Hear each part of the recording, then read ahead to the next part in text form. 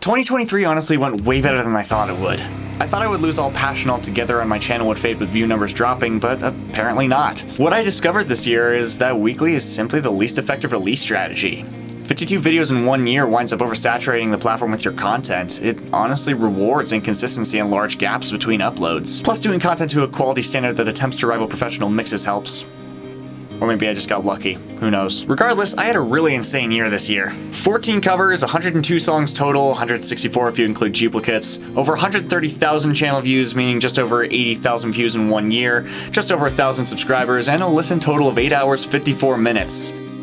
I also released my band's first album, Unified, in October, and released some of my other originals. Speaking of originals, Vengeful Spirit, my 2.5 years in the making concept album doubling as a video game soundtrack, came out earlier this month, which is so insanely gratifying it's not even funny. In the wake of Vengeful Spirit, I also met an absolutely incredible friend in Good Boy Spiffy, and have joined his team to co-compose on his show Wolfie's Hotel, which has taken a bit more of a jazzy direction unlike what I normally do. I also added multiple guitars, including my Squier Classic 5J bass, my Gretsch Streamliner, my PRS SE Mark Holcomb, I fixed up my Austin Strat copy, and I added a PRS SE24, which you probably saw in my Jingle Bell Rock cover from earlier this month. However, I did say goodbye to a couple of my instruments, namely my Fender Stratocaster and my beloved LTD MH350, the former being traded for a PRS Silver Sky and the latter being traded for a Sterling Stingray. The MH350 sucked to say goodbye to, honestly, but it was more trouble to keep than it was worth. I got a new interface this year, finally moving forward from the Focusrite Scarlett 2i2 and into the 18920, along with some general studio furniture additions to make the studio look nice and clean.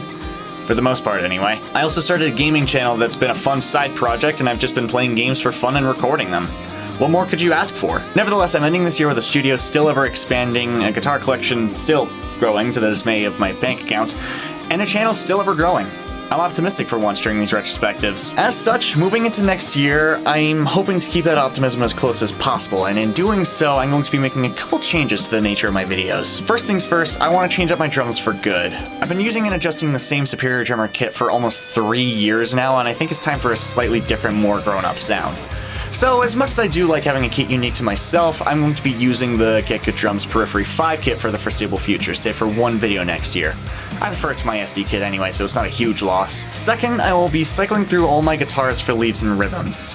I do have an excessive number of guitars, is a light way to put it, so if I don't have them on some kind of cycle, they won't all get used. So doing this will lead to more diverse instrument choices, and more than likely a love for all the instruments I have even more. Or it will reveal problems with some of the instruments that I have, and I'll probably try to fix them or trade them for other things. I will also be holding on to these, the instruments that belong to my partner in music, Jonathan, who's out of the country for the next 2 years, so these will probably be used in videos too. Third, I'm going to be doing 10 covers next year, 1 cover a month with an additional 2 months of nothing for the sake of larger projects. I'm taking next year sort of as a break, I guess you could say, but I'm considering going back to weekly in 2025. I know what I just said about oversaturating the platform, but it's kind of more as a challenge to myself. I'm considering it at least. The in-between months will likely be used as breaks for the sake of larger projects or some filler content like behind-the-scenes stuff.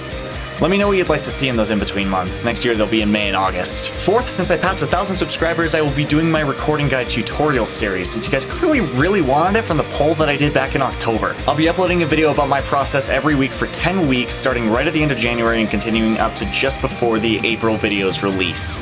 And I will be documenting the entire creation of the April video. And finally, I'm done with college. And I mean that in the sense that I need to be done lest I lose my mind or go bankrupt. For starters, having this many guitars comes at a cost, and that cost is credit card debt.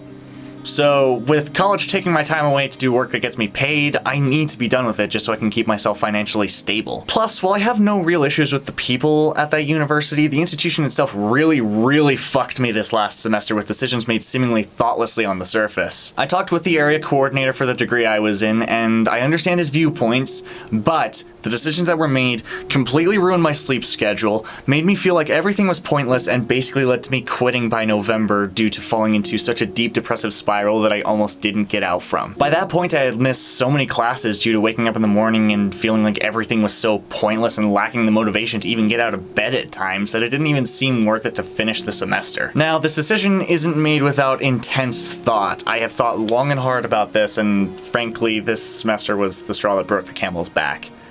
but I am still friends with the people that matter to me most at that university, including a professor that I have done some well-paying work for, and a lot of my close friends are from there, and I wouldn't trade them for the world. This also means I'll have quite a bit more time to dedicate toward my content despite working 7 hours a day every weekday. I suppose having a job I actually enjoy helps, even if I work in an industry where my heart isn't, but my goal is to maintain a good quality of living and continue working on trying to make this channel and all my music stuff successful. After all, I did just make a lot of changes to my Patreon to follow in the DankPod's business model, and god damn it, I've been pushing really hard for people to support that Patreon. For just $1 a month, you get access to tabs and mix breakdowns, plus some patron-only Discord rooms in my Discord server.